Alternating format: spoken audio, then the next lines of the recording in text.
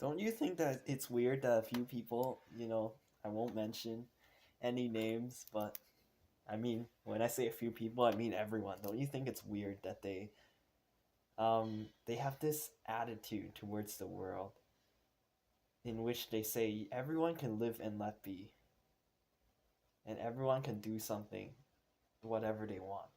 But then when it's something they don't agree with, then they immediately become hostile and they um, use inflammatory language to try to defend themselves and to attack the other instead of just showing Christ's love.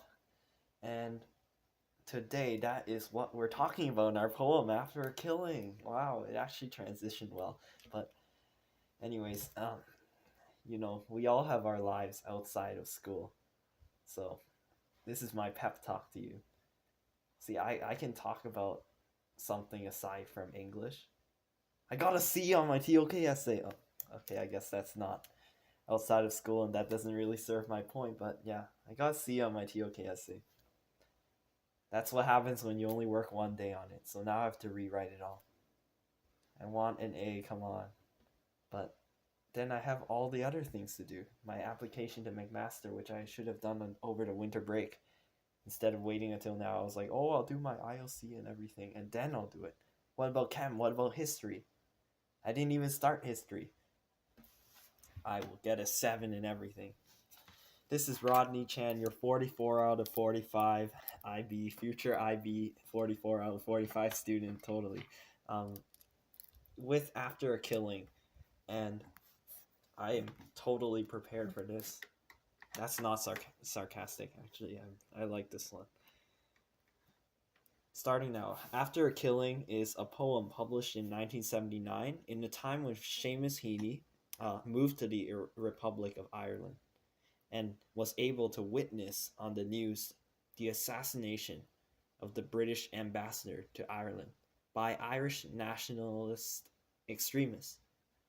And in this poem, Heaney is able to respond to the violence with this central idea, which is my thesis, that Ireland's response to the Troubles has degraded them too far.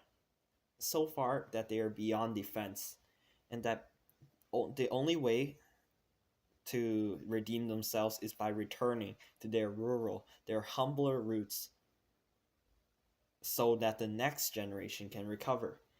And my first argument is that the reflection on how the violence played out is a culmination of the action and inaction of everyone involved. That is, everyone in Ireland. And the reason why is because there are two analogies in the first two lines of the poem. First is if our memory hatched them, as if the unquiet founders walked again. And the use of the punctuation allows us to understand as referring to those two young men with rifles, the ones who murdered the ambassador to Ireland. And the mention of the unquiet founders is actually an allusion to the IRA's original founding members, and how much the movement has changed since then.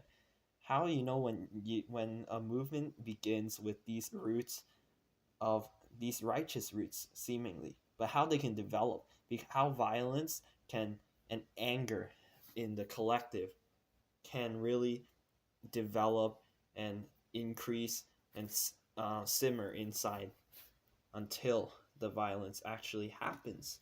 And this is why the fact that the staging is really important, just like in plays. In this poem, the fact that the two young men are placed on the hill, it's an elevated position. It's almost like an allegorical pedestal. However, they are still not respected, because in the next line, the use of diction by Heaney, profane and bracing as their instruments. First of all, profane is offensive. So what they had done is offensive, obviously, murdering the man. However, can they justify it? Is there a way? They they're still being pushed to the forefront of the news. So of the news cycle. So does that mean they're being glorified? And the fact of the use of the word bracing for backlash, just as their instruments, this simile is so effective because if you've ever shot a gun has a kickback when you press the trigger. It's how physics, it's simple physics, but this is why it represents the backlash and the idea of the instruments, how there's a double meaning. It could be surgical or it could be musical. And this contributes to the idea that the violence was brought about by this sort of haughtiness, being pretentious over the state that the country was in, and believing that they were a force for good. And this is why in the next stanza they ask the rhetorical question: who's sorry for our trouble? Who dreamt that we might dwell among ourselves? It should be both Ireland and Britain who should be sorry for the trouble, to answer that question. This is the point. For escalating the conflict to this point. And this is why the imagery that is illustrated in the third and fourth lines of the second stanza, in rain and scoured light and wind-dried stones.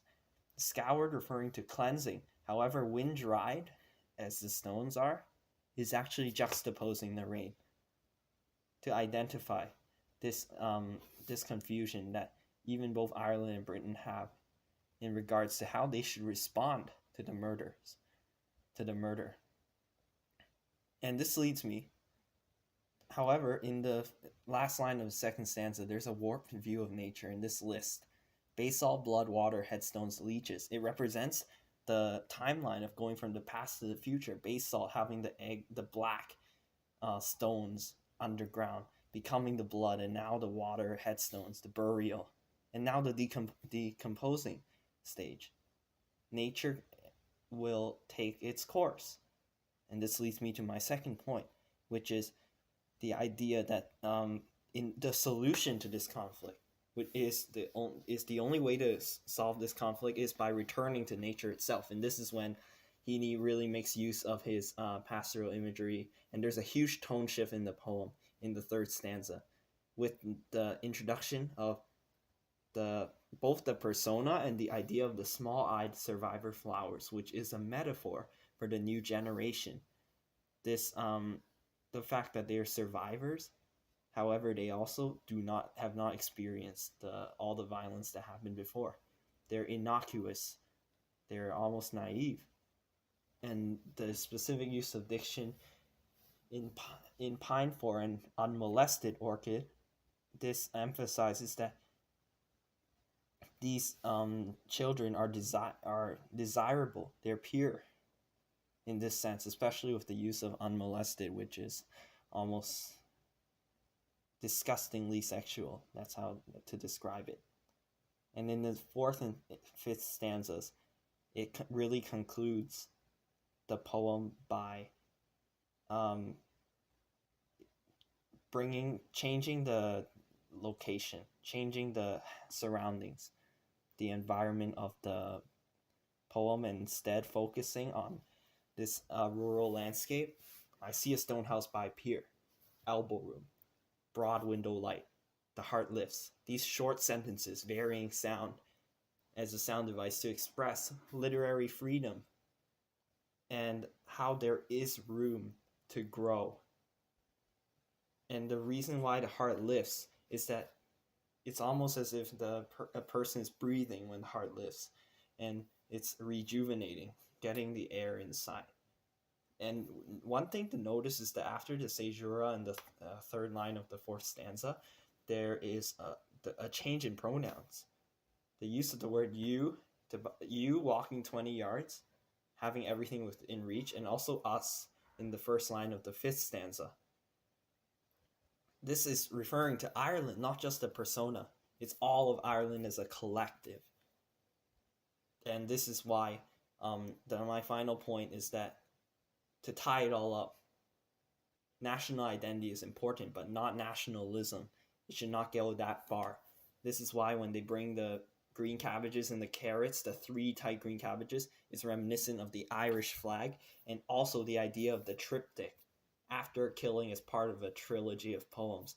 And my time is up. I could talk lots more about the triptych, but for those in Miss Chan's class, you don't actually, she doesn't want you to talk much about history.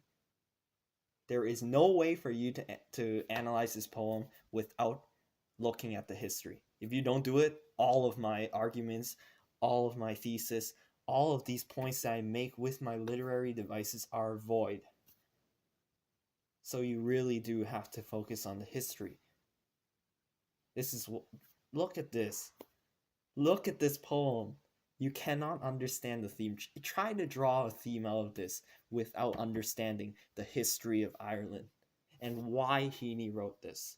This is why I've learned to like Heaney's poems so much. And this is why I hope you guys can find some insightful points from this. Although it's really repetitive and all the poems have the same theme, they are still interesting to read over and over and over.